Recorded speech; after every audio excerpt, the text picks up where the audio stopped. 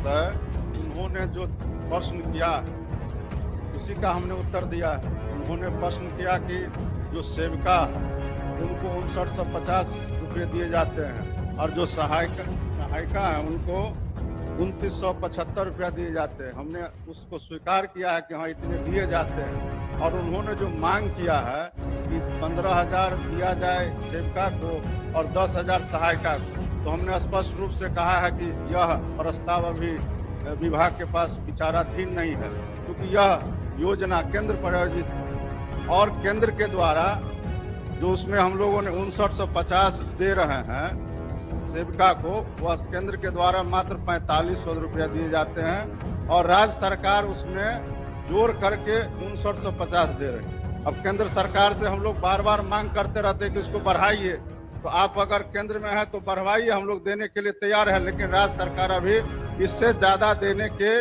विचार में नहीं है।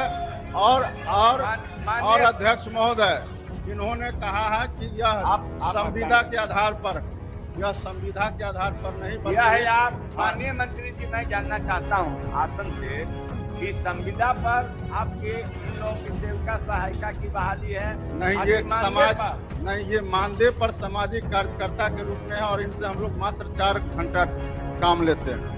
निर्धारित जो है उसका भुगतान सरकार और विभाग कर रही है। पासवान जी, इन्होंने माननीय मंत्री जी ने जवाब दिया है, जो बिहार के सेविका और सहायिका का चयन मानदेय पर की गई, बिहार सरकार ने मानदेय पर किया, तो मैं वही तो करता हूँ, यही तो मांग करता हूँ। अगर मानदेय पर आप बहाली की है उसे, तो कम से कम उसे दैनिक मजदूरी तो दीजिए जिसको जीविकोपार्जन हो सके।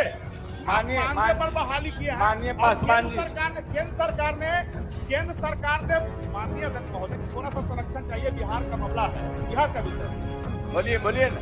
जिस प्रकार केंद्र सरकार ने यह तय किया कि पोस्ट ग्रेजुएट स्कॉलरशिप में केंद्र सरकार ने 60% राशि दे रही है, अब बिहार सरकार 40% दे रही है। उसी प्रकार आंगनबाड़ी सेविका सहायिका में के वेतन में भी केंद्र सरकार ने परसेंटेज तय किया है। तो यदि आप जो है उसको बढ़ाएंगे, अगर 15,000 रुपया अगर सेविका को करेगी और सहायिका को यदि 10,000 रुपया तय कीजिएगा, तो उसके अनुसार केंद्र सरकार भी करेगा। तो कम से कम आप तो दिलेर होइए, आप तो सेविका सहायिका को जो है माननीय सदस्य पासवान जी, आप स्थान ग्रहण कीजिए। तो यहाँ पर आपने सुना भी कि विधायक लखेन कुमार जी ने आंगनबाड़ी सेविकाओं को 15,000 रुपये और सहायिकाओं को 10,000 रुपये मानदेय देने की मांग की। तो माननीय समाज कल्याण मंत्री जी ने सीधे कहा है कि हम मानदेय वृद्धि नहीं करने जा रहे हैं, यानी कि उनका सीधा कहना है कि अभी सरकार मानदेय वृद्धि करने को लेकर कोई भी विचार नहीं कर रही है। जबकि इसी सरकार के उप मुख्यमंत्री तेजस्वी यादव जी ने चुनाव में घोषणा की थी कि हम आंगनबाड़ी कार्यकर्ताओं के मानदेय को दोगुना कर देंगे अगर हमारी सरकार बनती है, और उनकी सरकार बन गई और उन्हीं की सरकार के मंत्री जी सीधे कह रहे हैं कि हम आंगनबाड़ी कार्यकर्ताओं के मानदेय को अभी नहीं बढ़ा रहे हैं। तो जब ऐसा है तो चुनाव में झूठा वादा क्यों किया जाता है? क्या सिर्फ वोट बैंक के लिए हमारी आंगनबाड़ी बहनों की भावनाओं से खेलना सही है?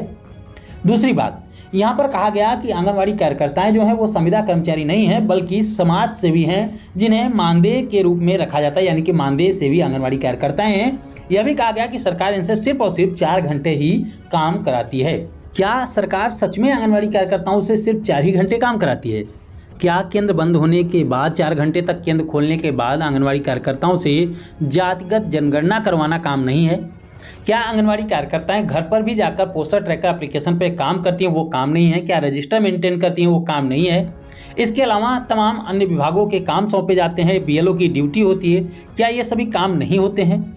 सरकार और सत्ता में आने के बाद बोल किस प्रकार से बदल जाते हैं आप बखूबी देख सकते हैं। और अगर विधायक लखेन कुमार रोशन जी की द्वारा जो आंगनबाड़ी कार्यकर्ताओं के हित में बातें कही गई, उनके लिए मांगे रखी गई हैं, अगर आप भी उन मांगों का समर्थन करती हैं तो वीडियो को ज़्यादा से ज़्यादा लाइक और शेयर भी जरूर करें। और आंगनबाड़ी से जुड़ी हुई हर महत्वपूर्ण खबरों को पाने के लिए, हर महत्वपूर्ण अपडेट को पाने के लिए चैनल को जरूर सब्सक्राइब करें।